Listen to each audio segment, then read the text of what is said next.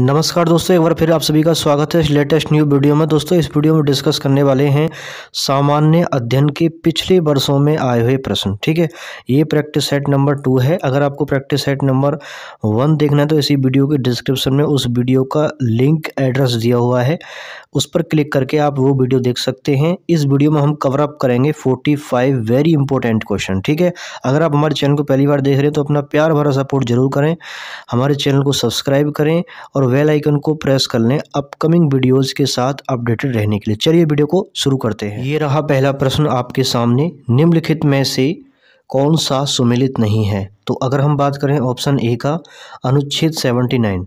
देखिए, अनुच्छेद 79 के अकॉर्डिंग संसद का गठन हुआ है। अब संसद क्या होती है? देखिए, राष्ट्रपति, राज्यसभा, लोकसभा तीनों को मिलाकर के संसद बनती है। और राज्यसभा उच्च सदन है, स्थायी सदन है, लोकसभा निम्न सदन है और अस्थायी सदन है। ठीक है, हम बात करें इसमें जो ऑप्शन नंबर बी दे रखा है, देखिए अनुच्छेद 226, तो इसमें सुमेलित की बात कर रहा है और ये धन विधेयक से बिल्कुल भी मेल नहीं खाता है। ठीक है, आप नीचे डिस्क्रिप्शन में देखेंगे संविधान के अनुच्छेद 110 में धन विधेयक को परिभाषित किया गया है।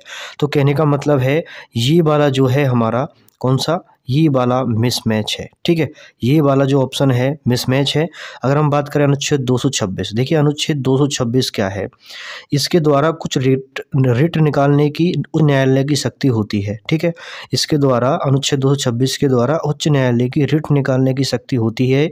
ये पहले भी प्रीवियस ईयर जो क्वेश्चन पेपर है उनमें पूछा जा चुका है यूपीपीएससी में। अब ठीक है, हम बात करें अनुच्छेद 153। अनुच्छेद 153 की अगर हम बात करें, देखिए अनुच्छेद जो 153 होता है उसके आधार पर प्रत्येक राज्य का एक राज्यपाल होगा। अब मैं बात करूं राज्यपाल क्या होता है, देखिए जैसे देश में राष्ट्रपति होते हैं उसी प्रकार प्रत्येक राज्य का एक राज्यपाल होता है, लेकिन एक या एक से अधिक राज्यों के लिए एक राज्यपाल रह सकता है। ठीक है, आई होप इतना समझ में आ गया होगा। और राष्ट्रपति को शपथ दिलाता है भारत का मुख्य न्यायाधीश, यानी कि सर्वोच्च न्यायालय का मुख्य न्यायाधीश, और राज्यपाल को शपथ दिलाता है राज्य का या उच्च न्यायालय के, राज्य के उच्च न्यायालय का मुख्य न्यायाधीश इसको शपथ दिलाता है। ठीक है, राज्यपाल को। अब देख लेते हैं डिस्क्रिप्शन में क्या लिखा हुआ है। भारतीय संविधान के अनुच्छेद 110 में धन विधेयक को परिभाषित किया गया है। धन विधेयक केवल लोकसभा में पेश किया जाता है, ध्यान रखना, लोकसभा में ही सिर्फ इसको पेश किया जाता है। ठीक है, कोई विधेयक धन विधेयक है या नहीं इसका निर्धारण कौन करेगा?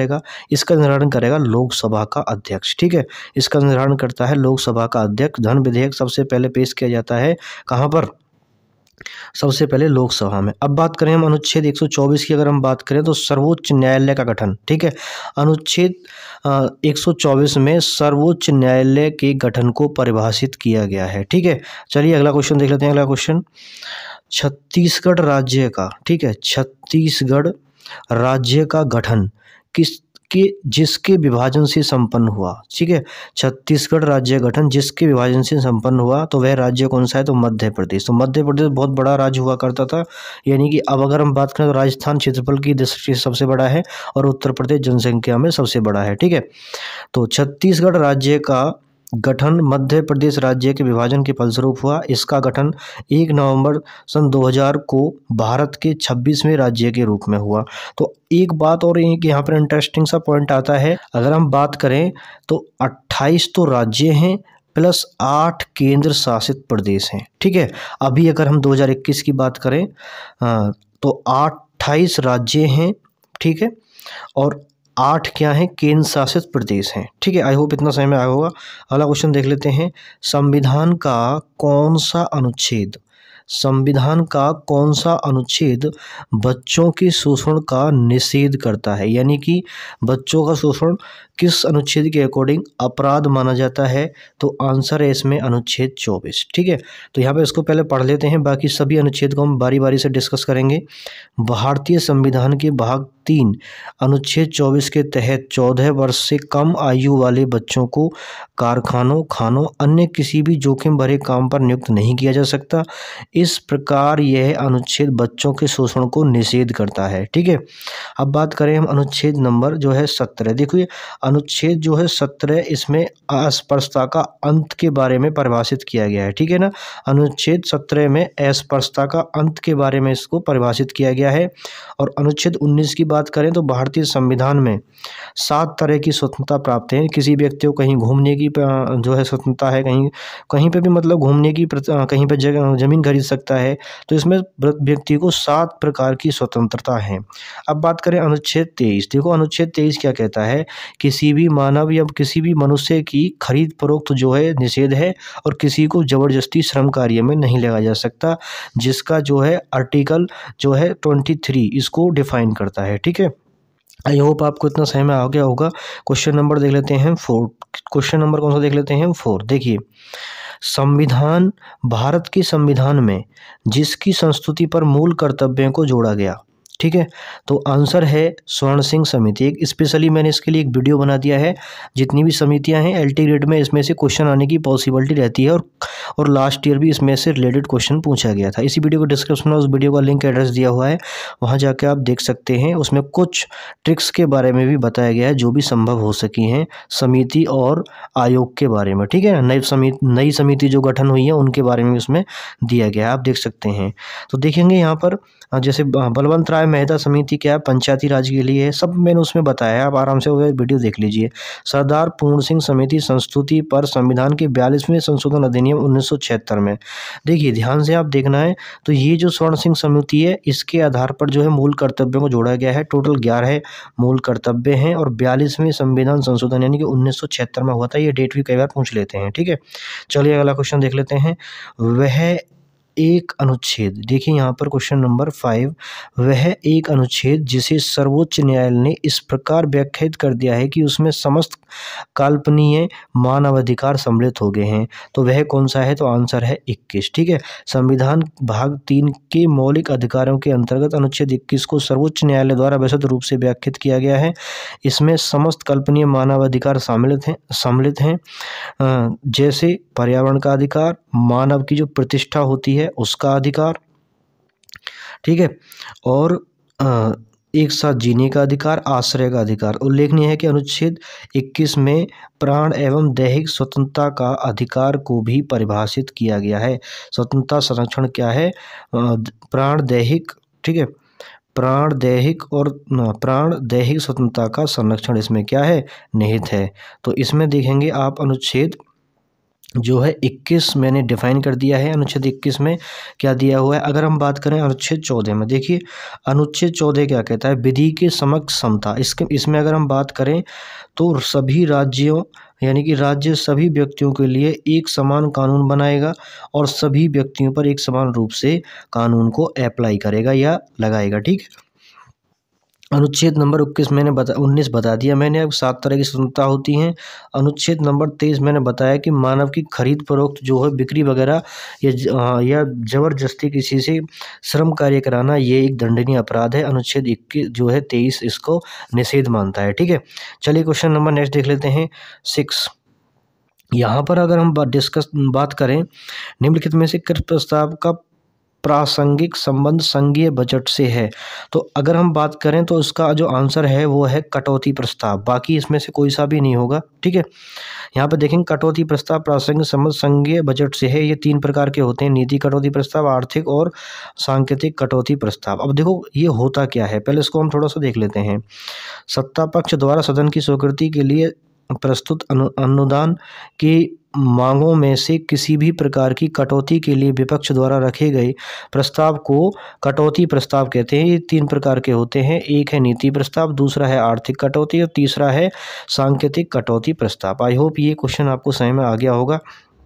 ठीक है, तो प्रासंगिक संबंध संघीय बजट से जो संबंधित है वो है कटौती प्रस्ताव। अगला क्वेश्चन है 7। देखिए क्वेश्चन नंबर 7 देखेंगे, राष्ट्रपति द्वारा राज्यसभा के कितने सदस्य मनोनीत किए जाते हैं, कितने सदस्य मनोनीत किए जाते हैं, आंसर है 12 सदस्य राष्ट्रपति द्वारा मनोनीत किए जाते हैं।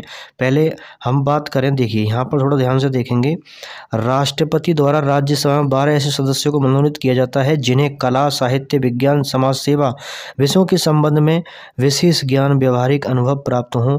राज्य सभी की अधिकतम संख्या यानी कि देखो सदस्यों की संख्या अधिकतम 250 हो सकती है। इनमें से 238 अप्रत्यक्ष रूप से यानी कि राज्य और केंद्र शासित प्रदेशों से जो है चुने जाते हैं, और 12 को राष्ट्रपति जो है मनोनीत करता है, जिन्हें कला में, साहित्य में, विज्ञान में, समाज सेवा में किसी में अच्छा अनुभव प्राप्त है, तो उनके उन पदों पर 12 जो है सदस्यों को मनोनीत किया जाता है। ठीक है, अगर हम बात करें एट प्रेजेंट तो 245 सदस्य हैं। कितने? 245। विधानसभा जो राज्यसभा है उसमें कितने? 245 जो हैं सदस्य हैं इस टाइम। ठीक है, और अधिकतम कितने हो सकते हैं? 200। कितने हो सकते हैं? 50। और राज्यों से कितने हो सकते हैं? राज्यों केंद्र शासित प्रदेशों से 238। राष्ट्रपति करता है मनोनीत 12। चलिए अगला क्वेश्चन देख लेते हैं। राष्ट्रपति लोकसभा में किस सीमा तक आंग्ल भारतीय सदस्यों को मनोनीत कर सकता है? देखो दोनों क्वेश्चन आए, लोकसभा और राज्यसभा और राष्ट्रपति, तीनों ही इंपॉर्टेंट हैं। ठीक है, तो 2 से अधिक हो सकते हैं। भारतीय संविधान के अनुच्छेद 331 के अनुच्छेद 81 में किसी बात के होते हुए यदि राष्ट्रपति की यह राय है कि लोकसभा में आंग्ल भारतीय समुदाय का प्रतिनिधित्व पर्याप्त नहीं है, वह लोकसभा में उस समुदाय के 2 या 2 से अधिक पदों को नाम निर्देशित कर सकेगा। 104वें संविधान संशोधन हुआ है, उसको आप अच्छे से देख लेंगे। ठीक है, संशोधन विधेयक द्वारा प्रावधान को निरस्त कर दिया गया है। इसको क्या कर दिया गया है? निरस्त कर दिया गया है।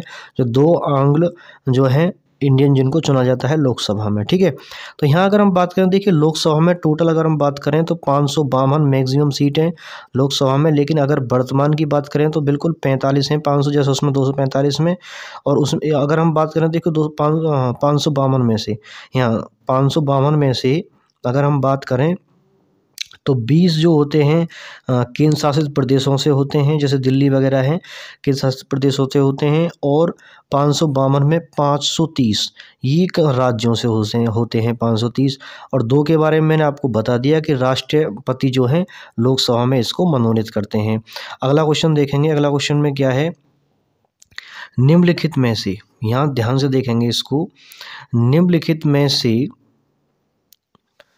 कौन अनन्य रूप से प्रशासकीय तंत्र से संबंधित है? तो आंसर है Paul Appleby report. Paul H Appleby report अनन्य रूप से प्रशासकीय तंत्र से संबंधित थी, जबकि सरकारी आयोग रिपोर्ट केंद्र एवं राज्य संबंधों पर तथा संथानम समिति रिपोर्ट भ्रष्टाचार की रोकथाम से संबंधित थी। ठीक है, तो इसमें प्रशासकीय जो है तंत्र से संबंधित कौन है? Paul Appleby report. ठीक है, अगर हम देखें पूरा नाम इस तरीके से, इसमें एच और एक्स्ट्रा ऐड कर रखा है, पॉल एच एपिलबी रिपोर्ट है। ठीक है, अगला क्वेश्चन देख लेते हैं। निम्नलिखित में से कौन सा सुमेलित नहीं है? ध्यान से देखना है, ये नहीं वाला कभी कभी क्वेश्चन को गलत करा देता है। कौन सा सुमेलित नहीं है? देखिए लखनऊ में छावनी है, यानी कि हम बात करें लखनऊ में नगर पालिका परिषद भी है। देखिए यहाँ पर थोड़ा समझने की कोशिश करेंगे। जो नगर पालिका होती है, देखिए नगर पालिका होती है कस्बों में। कस्बे मतलब ना तो पूरी तरीके से वो गांव है, ना पूरी तरीके से वो शहर है, उन्हें हम कस्बे बोलते हैं, जिसमें 20,000 तक की संख्या होती है। और जिस भी शहर में 5 लाख से अधिक या 5 लाख संख्या होती है, वहाँ पर क्या होता है? नगर निगम होता है। क्या होता है? नगर निगम होता है। 73 जो अनुच्छेद संशोधन है, तो 73वें संशोधन द्वारा इनको 3 भागों में बांटा गया है। नंबर 1 नगर निगम, नंबर 2 नगर पालिका, नंबर 3 नगर पंचायत। ठीक है, तो 3 भागों में जो है इसको बांटा गया है। जो स्थानीय निकाय हैं, स्थानीय निकायों को 3 भागों में बांटा गया है। नंबर 1 मैंने बताया नगर निगम, दूसरा नगर पालिका और तीसरा है नगर पंचायत। ठीक है, तो आप ये देख सकते हो थ्योरी में सब कुछ यही लिखा हुआ। लेकिन गाजियाबाद की अगर हम बात करें, देखिए गाजियाबाद, ठीक है, अगर हम गाजियाबाद की बात करें तो गाजियाबाद एक कस्बा नहीं है, इसमें नगर पालिका नहीं है, इसमें नगर निगम है, क्योंकि इसकी जनसंख्या 5 लाख से ज़्यादा है। तो चलिए हम नेक्स्ट क्वेश्चन देख लेते हैं। क्वेश्चन नंबर जो नेक्स्ट है उसमें क्या दिया हुआ है, चलिए क्वेश्चन नंबर 11, पंचायतों में अध्यक्ष पद के लिए आरक्षण का आधार है? तो आंसर है लिंग और धर्म, यानी कि जेंडर और रिलीजन के आधार पर पंचायतों में जो है सीटों का आरक्षण है अध्यक्ष पद के लिए। ठीक है, तो पंचायतों में अध्यक्ष पद के लिए आरक्षण का आधार लिंग और जाति है। ये 73वां संविधान संशोधन जो हुआ उसके आधार पर बताया गया। मैंने बताया ना कि 3 भागों में इसको बांट दिया है। ठीक है, प्रत्येक पंचायत में अनुसूचित जाति जनजाति को उनकी संख्या की कुल संख्या के अनुपात में सीटों का आरक्षण उपलब्ध कराता है। इस अधिनियम द्वारा महिलाओं को भी 1 तिहाई आरक्षण प्रदान किया गया है। अधिनियम विधानमंडल को इसके लिए भी अधिकृत करता है कि वह पंचायत अध्यक्ष के कार्यकाल हेतु पिछड़े वर्गों के लिए भी आरक्षण की व्यवस्था करे। ठीक है, तो हम बात करें पंचायत अध्यक्ष पद के लिए आरक्षण का अधिकार जो होता है वो होता है लिंग और धर्म के आधार पर, यानी कि जेंडर और रिलीजन के आधार पर जो है पंचायतों में अध्यक्ष पद के लिए आरक्षण होता है। अगला क्वेश्चन, हड़प्पा संस्कृति की उत्तरी सीमा का निर्धारण करता है, तो आंसर है मांडार, यानी कि बी आंसर है। हड़प्पा संस्कृति की उत्तरी सीमा का निर्धारण जम्मू कश्मीर की में अवस्थित मांडा करता है। ध्यान से देखना कि जम्मू कश्मीर जो है उत्तरी सीमा में कौन करता है, मांडा। इसी तरह दक्षिणी सीमा में अगर हम बात करें तो दैमाबाद है, और पूर्वी सीमा में अगर हम बात करें तो आलमगीरपुर है, और पश्चिमी सीमा में बात करें तो सुतकांगे डोर द्वारा सीमा का निर्धारण होता है। तो चारों जो है सीमा है उनके बारे में यहाँ पर दिया हुआ है, आप इसे आराम से पढ़ सकते हैं। नेक्स्ट क्वेश्चन देखेंगे, पवित्र गायत्री मंत्र।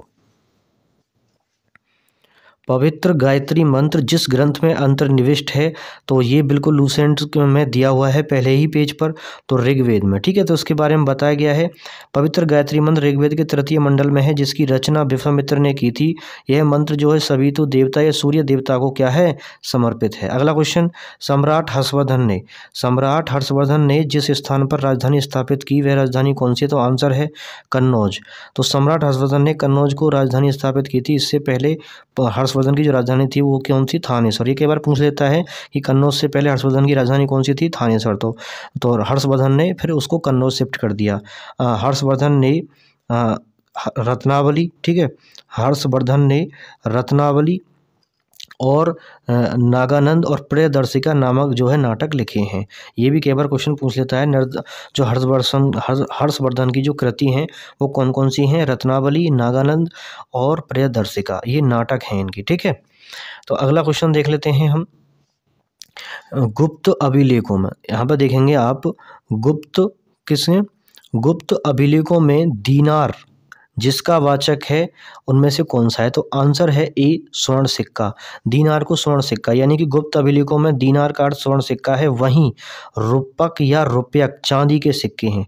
इन दोनों को क्या बोलते हैं हम, चांदी के सिक्के, रूपक या रुपयक, ठीक है। अगला क्वेश्चन देख लेते हैं, निम्नलिखित शासकों में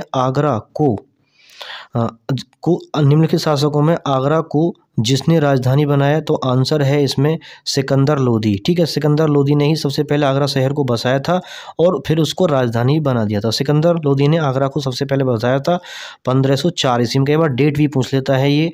आगरा की स्थापना की थी उसने राजस्थान के शासकों पर अपने अधिकार सुरक्षित रखने तथा व्यापारिक मार्गों पर नियंत्रण स्थापित करने को ध्यान में रखते हुए आगरा को राजधानी बनाया। उसने भूमि की माप करवाई सबसे पहले, ठीक है, भूमि की माप, और इसके लिए उन्होंने एक स्पेशली जो है एक वो बनाया था गजे सिकंदरी, जिससे भूमि को नापा जाता था। गजे सिकंदरी किसने बनाया था, सिकंदर लोदी ने। चलिए अगला क्वेश्चन देख लेते हैं, जिस व्यक्ति ने कहा था हिमोज, ठीक है, जिस व्यक्ति ने कहा दिल्ली दुरस्त, ठीक है,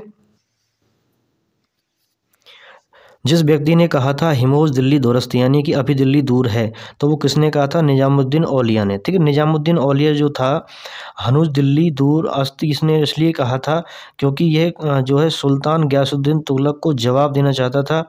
सुल्तान औलिया से जो है मनमुटाव चल रहा था, सुल्तान का, गयासुद्दीन तुगलक का जो है मनमुटाव चल रहा था, इसलिए निजामुद्दीन मौलिया ने कहा था दिल्ली अभी दूर है। चलिए अगला क्वेश्चन देख लेते हैं, निम्नलिखित शासकों में से जिसने एक सिख गुरु का सर कलम करवा दिया था, तो आंसर है इसमें औरंगजेब। लेकिन इसमें औरंगजेब है नहीं, तो इसमें ऑप्शन कौन सा सही रहेगा, डी, ठीक है। औरंगजेब बहुत क्रूर शासक था और बहुत ही मतलब महान था।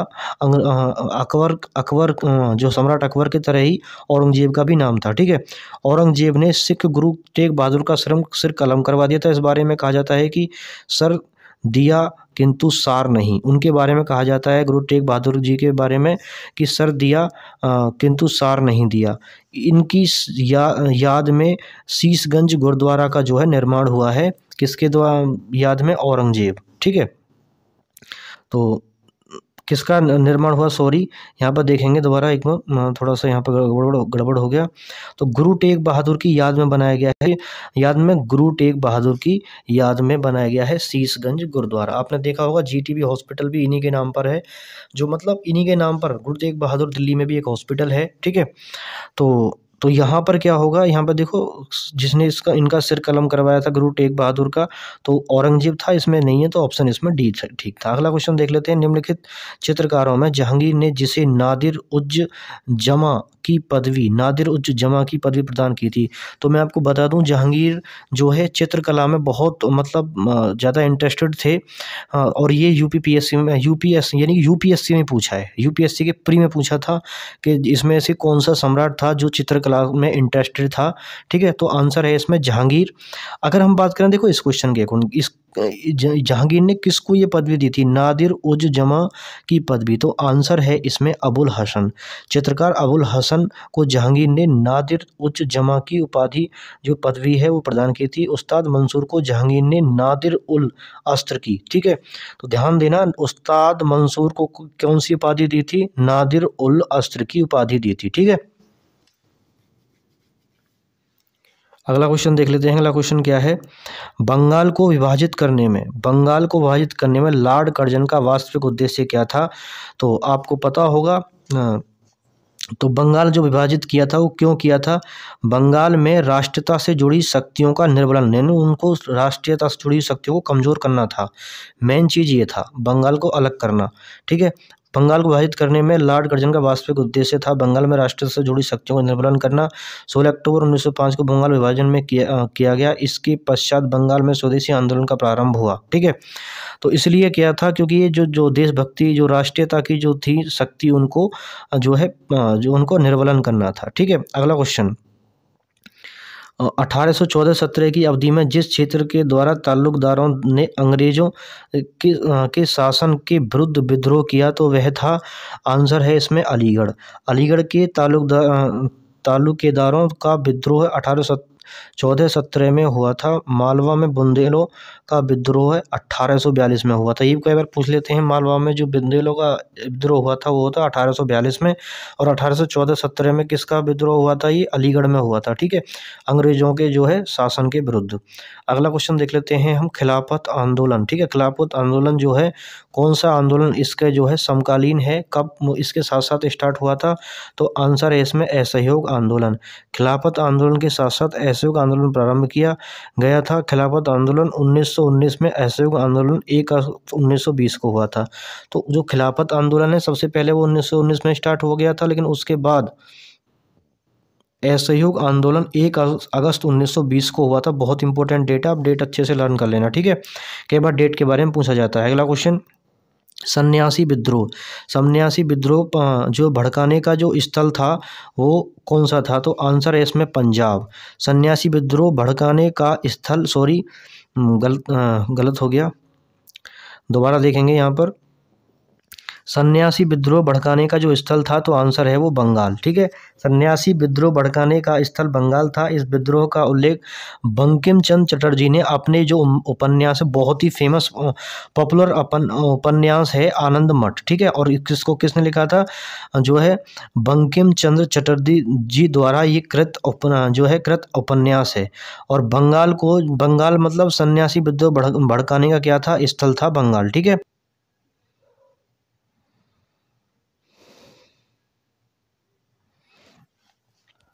सन्यासी विद्रोह भड़काने का स्थल था, तो आंसर क्या है, बंगाल। इतना आपको समझ में आ गया। चलिए अगला क्वेश्चन तरफ चलते हैं।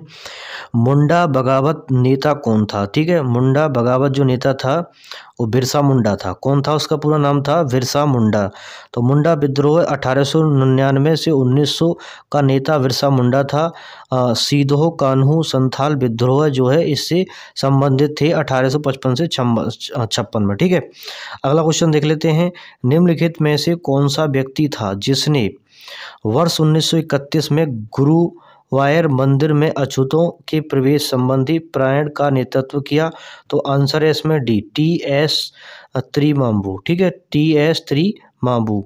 नेक्स्ट यहाँ पर देखेंगे डिटेल। गुरुद्वारा सत्याग्रह का आरंभ 1 नवंबर 1931 को C.K. लिपन द्वारा किया गया था। इसमें प्रसिद्ध कवि टी सुब्रमण्यम त्रिमांबू द्वारा स्वयं सेवकों के एक जत्थे का नेतृत्व किया था। इस आंदोलन के अन्य नेता A.K. गोपालन, मन्नथ पद्मनाभन तथा N.P. दामोदरन थे। ठीक है, अगला क्वेश्चन देख लेते हैं। भारत पाक के मध्य शिमला समझौता जिस वर्ष हस्ताक्षरित हुआ था, तो आंसर है 1972 में भारत पाक के मध्य शिमला समझौता हुआ था। 1972 में भारत पाक के मध्य, ठीक है। भारत पाक के मध्य शिमला समझौता 2 जुलाई 1972 को हिमाचल प्रदेश के शिमला में तत्कालीन भारतीय प्रधानमंत्री इंदिरा गांधी के तत्कालीन पाकिस्तान राष्ट्रपति जो है पति क्या है, जुल्फिकार अली भुट्टो के मध्य हस्ताक्षरित हुए थे, ठीक है। अगला क्वेश्चन देख लेते हैं। निम्नलिखित विद्यालयों में से जिसकी स्थापना 1916 में हुई थी, तो आंसर है बनारस हिंदू विश्वविद्यालय, ठीक है। जिसकी जो स्थापना हुई थी, तो किसके आधार पर स्थापना हुई थी? बनारस हिंदू विश्वविद्यालय की स्थापना वर्ष 1916 में पंडित मदन मोहन मालवीय द्वारा की गई थी। इसकी स्थापना BHU अधिनियम 1915 के अनुसार हुई है, ठीक है। तो बनारस के बात करें तो 1916 में किस विश्वविद्यालय की स्थापना हुई थी, तो आंसर है कौन सा इसमें? बनारस हिंदू विश्वविद्यालय, ठीक है।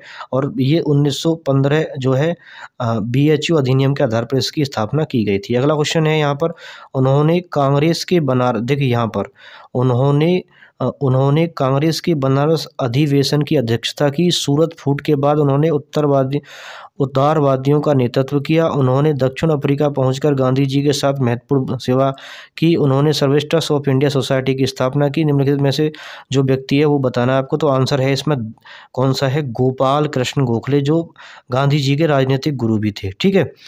तो यहाँ पे इसको थोड़ा पढ़ लेते हैं। गोपाल कृष्ण गोखले ने कांग्रेस के बनारस अधिवेशन की अध्यक्षता की। तो बनारस अधिवेशन की अध्यक्षता किसने की थी? गोपाल कृष्ण गोखले ने। सूरत फूट 1907 के बाद उन्होंने उदारवादियों का नेतृत्व किया। उन्होंने दक्षिण अफ्रीका पहुंचकर गांधी जी के साथ एक महत्वपूर्ण सेवा की। गांधी जी के राजनीतिक गुरु माने जाते हैं गोपाल कृष्ण गोखले। एक बार क्वेश्चन पूछा गया है। उन्होंने सर्विस्टर्स ऑफ सोसाइटी की स्थापना की थी। वेरी वेरी इंपॉर्टेंट है, ये आप लर्न कर लेना। किसने? गोपाल कृष्ण गोखले ने सर्विस्टर्स ऑफ इंडिया सोसाइटी की स्थापना की थी। जिस वर्ष क्रिप्स मिशन भारत में आया वह था, तो आंसर है इसमें 1942। वर्ष 1942 में क्रिप्स मिशन भारत आया। इस मिशन के अध्यक्ष सर स्टैफोर्ड क्रिप्स थे। इसका मुख्य उद्देश्य द्वितीय विश्व युद्ध में ब्रिटेन पक्ष में भारत का सहयोग पाना था, ठीक है। किसके द्वारा? क्रिप्स मिशन इसीलिए लाया गया था जिससे ब्रिटिश के साथ में जो भारतीयों का हेल्प मिल सके। तो 1942 में क्रिप्स मिशन आया था। ये बहुत इंपॉर्टेंट डेट है, आप अच्छे से लर्न कर लेना। निम्नलिखित में जिन्होंने वर्नाक्युलर प्रेस एक्ट का निरसन किया था, तो आंसर है इसमें बी, लॉर्ड रिपन। कौन है? Lord Ripon. ये लिटन है या रिपन है, आप इसको थोड़ा अच्छे से इसको एनालिसिस कर लेंगे।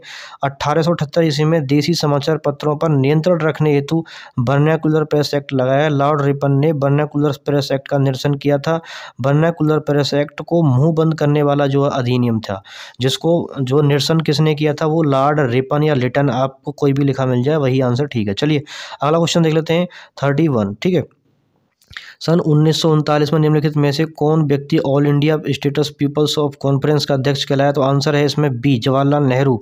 सन 1939 में Jawaharlal Nehru all India states people conference के अध्यक्ष थे। और ये कॉन्फ्रेंस का हुई, ये सभा जो हुई थी ये लुधियाना में हुई थी 1939 में। इसके अध्यक्ष कौन थे? जवाहरलाल नेहरू।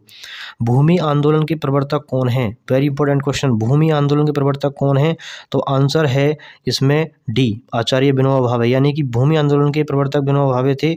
यह आंदोलन वर्ष 1991 के तत्कालीन आंध्र प्रदेश यानी कि तेलंगाना के पोचमपल्ली ग्राम से प्रारंभ हुआ था, ठीक है। भूदान आंदोलन के जो प्रवर्तक थे आचार्य विनोबा भावे, ठीक है। अब ये हुआ कहाँ से था, ये मैंने आपको बता दिया। निम्नलिखित नेक्स्ट जो क्वेश्चन देखते हैं, नेक्स्ट क्वेश्चन में क्या दिया हुआ देखिए। निम्नलिखित में से वह कौन सा पात्र था जिसे 1932 में हरिजन बंधु में परिवर्तित कर दिया गया, तो आंसर है इसमें बी, नवजीवन। वर्ष 1932 में नवजीवन समाचार पत्र बंद होने के पश्चात गांधी जी ने अंग्रेजी में हरिजन, हिंदी में हरिजन और सेवक एवं गुजराती में हरिजन बंधु का प्रकाशन किया। हरिजन का प्रथम अंक 11 फरवरी 1933 को 15 एवं हरिजन बंधु का जो है इसका जो प्रकाशन है वो कब हुआ था? 12 मार्च 1933 को प्रथम अंक तालिका इसकी जो है प्रकाशित हुई थी, ठीक है। अगला क्वेश्चन देख लेते हैं। अगला क्वेश्चन में क्या है? इंडियन नेशनल कांग्रेस ने किस स्थान पर आयोजित अधिवेशन में बाल गंगाधर तिलक में बाल गंगाधर तिलक ने घोषणा की थी, स्वराज मेरा जन्मसिद्ध अधिकार है, उसी में प्राप्त करके रहूँगा। तो आंसर है इसमें डी 1916 लखनऊ अधिवेशन, जिसकी अध्यक्षता किसने की थी? जिसकी अध्यक्षता जो है उस अंबिका चरण मजूमदार ने इसकी अध्यक्षता की थी।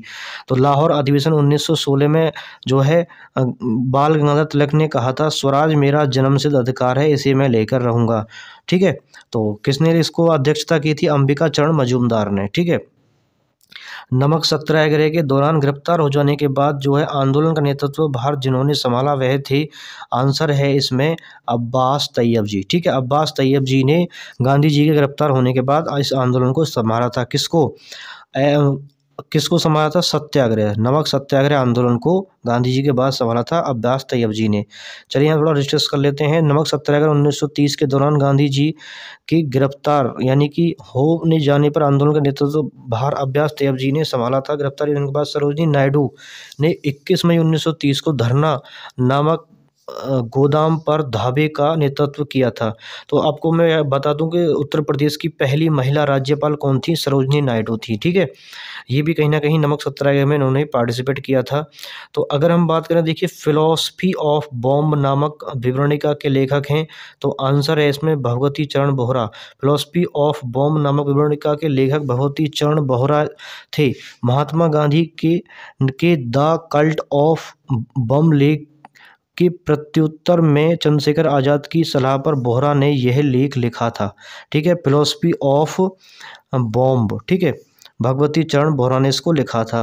अब हम नेक्स्ट देख लेते हैं, वह कौन सा वर्ष था जब इंडियन नेशनल कांग्रेस ने पूर्ण स्वाधीनता को अपना लक्ष्य अंगीकृत किया था? तो आंसर है बी 1929 को। पूरी कहानी पढ़ लीजिए, इसमें है क्या पूरी कहानी। वर्ष 1929 में नेशनल कांग्रेस ने पूर्ण स्वाधीनता को अपना लक्ष्य निर्धारित किया। यह लक्ष्य कांग्रेस के लाहौर अधिवेशन में जवाहरलाल नेहरू की अध्यक्षता में निर्धारित किया गया था एवं 26 जनवरी 1930 को पूर्ण स्वराज्य दिवस के रूप में मनाया जाता है। ठीक है, 26 जनवरी 1930 को इन्होंने पूर्ण स्वराज के रूप में इसको मना भी लिया था। ठीक है, तो यहाँ पर क्या था? नेशनल कांग्रेस ने पूर्ण स्वराज या पूर्ण स्वाधीनता को अपना लक्ष्य अंगीकृत किया था। तो आंसर क्या था इसमें?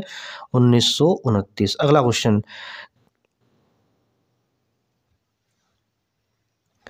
किस आंदोलन के चलते रविंद्रनाथ टैगोर ने अमर सोनार बांग्ला नामक गीत की रचना की थी? तो आंसर है सी, स्वदेशी आंदोलन। ठीक है, तो थोड़ा इसके बारे में रीड कर लेते हैं। देखिए, वर्ष 1905 में बंगाल विभाजन के विरोध में स्वरूप उत्पन्न स्वदेशी आंदोलन के दौरान रविंद्रनाथ ठाकुर ने आमार सोनार बांग्ला नामक गीत की रचना की थी और आगे चलकर बांग्लादेश का जो है राष्ट्रीय गान भी यही बन गया था। क्या? आमार सोनार बांग्ला। स्वदेशी आंदोलन के दौरान इसकी रचना की थी और किसने की थी? आंसर रविंद्रनाथ ठाकुर ने। ठीक है, अगला क्वेश्चन, निम्नलिखित आंदोलन में से पूर्वोत्तर क्रम में व्यवस्थित कीजिए। देखिए, तो देखिए पूर्वोत्तर मतलब इस तरीके से पहला, फिर उस तरीके से पूर्वापर जो है मतलब पहले सबसे जो है कम डेट में जो हुआ था। तो इसमें सबसे पहले हम अगर बात करें तो खिलाफत आंदोलन है जो कि पोजीशन नंबर 2 पर है। ठीक है, नेक्स्ट आप देखेंगे इसमें असहयोग आंदोलन 1920 में हुआ था जो नंबर 3 पर है। देखिए यहाँ पर, और जो तीसरा हुआ था सविनय अवज्ञा आंदोलन जो तीसरे पर है, और चौथे पर है 1942 में जो हुआ था भारत छोड़ो आंदोलन। तो इसमें ऑप्शन यही वाला सही हो जाएगा। अगला क्वेश्चन देख लेते हैं, दिन के प्रकाश में, ध्यान से देखेंगे, दिन के प्रकाश में हरित वर्णों का क्लोरोफिल सार जिस वर्ण में प्रदीप्त होता है, हरित पर्णों का क्लोरोफॉर्म सार जिस वर्ण में प्रदीप्त होता है वह है, आंसर है ए, लाल में सबसे ज़्यादा। दिन के प्रकाश में हरित पर्ण के क्लोरोफिल सार का अवशोषित कुल प्रकाश का 1 से 2% प्रदीप्त होता है। क्लोरोफिल द्वारा प्रकाश ऊर्जा के कुछ अंश अवशोषण के बाद निम्नलिखित ऊर्जा की तरंग तथा प्रकाश प्रदीप्त, इस प्रकार प्रदीप्त की अवस्था में क्लोरोफिल रंग लाल दिखाई देता है। क्या है?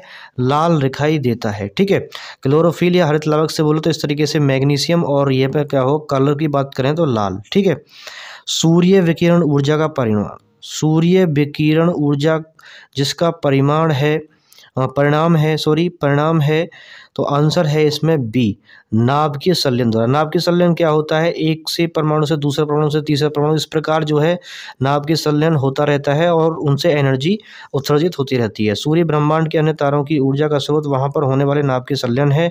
सूर्य का अधिकांश भाग हाइड्रोजन हीलियम से बना है। इसके भीतर का जो भाग है वो लगभग 15 लाख डिग्री सेल्सियस के करीब है। इतना अधिक ताप पर हाइड्रोजन नाभिकों का संलयन खुद ब खुद होता रहता है और अपार ऊर्जा उससे मुक्त रहती है। ठीक है, और इसके अतिरिक्त तारों का जो है तारे जो हैं स्टार्स का गुरुत्वीय संकुचन उनकी ऊर्जा का एक स्रोत होता है। ठीक है, अगला क्वेश्चन है, दांत कुर्बित हो जाते हैं। ठीक है, दांत कुर्बित हो जाते हैं जब पेय जल में प्रचुर मात्रा में रहती है, तो आंसर है इसमें ए, फ्लोरीन। पेय जल में उपस्थित फ्लोराइड आयनों की 1 ppm मात्रा दंत क्षरण का कारण को रोकती है, जबकि एक 1.5 ppm मात्रा दांतों की कुरविरित यानी कि पीलापन होने के कारण जो है होती है। मैं आपको बता दूं, जो 1 ppm का मतलब, इसका मतलब क्या है, देखिए 1 ppm का मतलब है पार्ट्स पर मिलियन, यानी कि ये सांद्रता को बताता है, ग्राम प्रति लीटर में कितनी सांद्रता है ये उसको बताता है। तो वो है इसमें फ्लोरीन से दांत कुर्बित हो जाते हैं अगर ये इसमें प्रचुर मात्रा जो रहती है पानी में, उसके कारण। हृदय कब विश्राम करता है, तो हृदय कभी विश्राम नहीं करता है, सिर्फ 2 धड़कनों के बीच हृदय विश्राम करता है, ये बात आपको ध्यान रखनी है। 72 से जो है 75 बार 1 मिनट में धड़कता है। और आराम के बारे में मैंने बता ही दिया है, संकुचन के बीच काल विश्राम और शिथिलता का काल कहलाता है। ठीक है, अगला क्वेश्चन है, निम्नलिखित में से कौन सा अंग है जिसका रोग ग्रसित हो जाने पर डायलिसिस की आवश्यकता पड़ती है, तो आंसर है किडनी फेल हो जाने पर जो है हर किसी पर्सन का जो है ब्लड डायलिसिस कराना पड़ता है। ठीक है, तो बस यही है इसमें। तो नेक्स्ट क्वेश्चन देख लेते हैं, क्वेश्चन नंबर 45। देखिए, विटामिन B12 जैसे ही आपको मिल जाए तो मैच आपको कर देना है कोबाल्ट से। ठीक है, कोबाल्ट से उसको मैच कर देना है। अगर हम बात करें हीमोग्लोबिन जो होता है मेन उसका जो है, तो वो होता है आयरन के कारण। ठीक है, और क्लोरोफिल आपको पता है मैग्नीशियम मैंने बताया था, और चारकोपाइराइड मतलब कॉपर। ठीक है, चारकोपाइराइड किससे रिलेटेड है, कॉपर से रिलेटेड है। तो थोड़ा यहाँ पे देख लेते हैं इसको। विटामिन B12 का जो नाम है क्या है, साइनोकोबालामीन है। ठीक है, साइनोकोबालामीन के बारे में नाम पूछ लेता है। इसमें कोबाल्ट उपस्थित होता है। हीमोग्लोबिन लाल रुधिर कणिकाओं में पाए जाने वाला प्रमुख प्रोटीन है जिसमें आयरन उपस्थित होता है। ठीक है, क्लोरोफिल नामक वर्णन हरे पौधे में भाग में पाया जाता है। प्रकाश संश्लेषण में सहायक होता है। इसमें मैग्नीशियम क्या होता है, मैग्नीशियम उपस्थित होता है। चारकोपाइराइड एक खनिज है जिसमें कॉपर उपस्थित होता है। रासायनिक सूत्र क्या है इसका, CuFeS2। ठीक है, चारकोपाइराइड का। अगला क्वेश्चन, विकिरण चिकित्सा में कोबाल्ट 60 को इसलिए प्रयुक्त किया जाता है क्योंकि इसके विशिष्ट गुण के कारण उत्सर्जित होती है, तो आंसर है इसमें डी, गामा किरणें। अब गामा किरणें को थोड़ा समझने की कोशिश करेंगे। यहाँ पर देखिए, कोबाल्ट 60 यानी कि कोबाल्ट का सिंथेटिक रेडियोधर्मिक आइसोटोप है। कोबाल्ट पर न्यूट्रॉनों की बमबारी के फलस्वरूप गामा किरणें उत्सर्जित होती हैं। यही कारण है कि विकिरण चिकित्सा में प्रयुक्त होता है और इसका उपयोग कैंसर के इलाज में भी किया जाता है। कोबाल्ट 60 का बहुत इंपॉर्टेंट क्वेश्चन है। तो इसमें क्या था, कोबाल्ट 60 इसलिए प्रयुक्त किया जाता है, किसके लिए प्रयुक्त किया जाता है, गामा किरणों के लिए। ठीक है, इससे गामा किरणें उत्सर्जित कराई जाती हैं। चलिए क्वेश्चन नंबर देख लेते हैं इसमें 17। क्वेश्चन नंबर 17, प्रकार के वृक्षों सामाजिक वानिकी हेतु किसके रोपण को प्रोत्साहित किया जाता है, तो आंसर है इसमें डी, बहुउपयोगी। सामाजिक वानिकी हेतु बहुउपयोगी वृक्षों के रोपण को प्रोत्साहित किया जाता है। ठीक है, आंसर है नेक्स्ट क्वेश्चन है नेक्स्ट, निम्नलिखित में से कौन सी मीन जो है, निम्नलिखित में से मीन कौन सी है, तो आंसर है इसमें बी, यानी कि सी, फ्लाइंग फिश। तो फ्लाइंग फिश, कैटफिश, पाइपफिश, पेडलफिश, गोल्डफिश आदि सभी वास्तविक मीन हैं। जबकि अगर हम बात करें फिश, कटलफिश, सिल्वर फिश और जेली फिश, ये सभी असत्य मीन है, यानी कि पूरी तरीके से ये सत्य नहीं है, पूरी तरीके से मीन नहीं है। ठीक है, बात हम करें नेक्स्ट मीन मतलब मछली। निम्नलिखित में से कौन सा पक्षी 300 किलोमीटर प्रति घंटे की रफ्तार से गोता लगा सकता है हवा में, तो आंसर है इसमें डी, पेरेग्रीन फाल्कन यानी फाल्को पेरेग्रीनस पक्षी 300 किलोमीटर प्रति घंटे की रफ्तार से हवा में गोता लगा सकता है। ठीक है, कौन है, पेरेग्रीन फाल्कन 300 किलोमीटर की रफ्तार से हवा में गोता लगा सकता है, पेरेग्रीन फाल्कन। ठीक है, नेक्स्ट क्वेश्चन है 50, क्वेश्चन नंबर 50 और लास्ट क्वेश्चन है, निम्नलिखित में से कौन सा युग्म सम्मिलित नहीं है, तो इसमें देखेंगे सबसे पहले ये सब जनजातियाँ दे रखी हैं, ये सब इनके राज्य दे रखे हैं। ठीक है, तो भील बिल्कुल राजस्थान में है, संथाल झारखंड में है और जो टोंडा है वो तमिलनाडु में है, लेकिन खासी नहीं है, ये सिक्किम में नहीं है। तो आंसर कौन सा है इसमें? सी वाला इसमें आंसर है। आई होप वीडियो आपको बहुत अच्छा लगा होगा। वीडियो से अगर कुछ भी समझने को मिला है या वीडियो आपको अच्छा लगा है तो प्लीज़ वीडियो को लाइक करें और चैनल को सब्सक्राइब करके अपना प्यार भरा सपोर्ट जरूर करें और बेल आइकन को प्रेस कर लें अपकमिंग वीडियोज़ के साथ अपडेटेड रहने के लिए। वीडियो देखने के लिए धन्यवाद। वंदे मातरम। जय हिंद।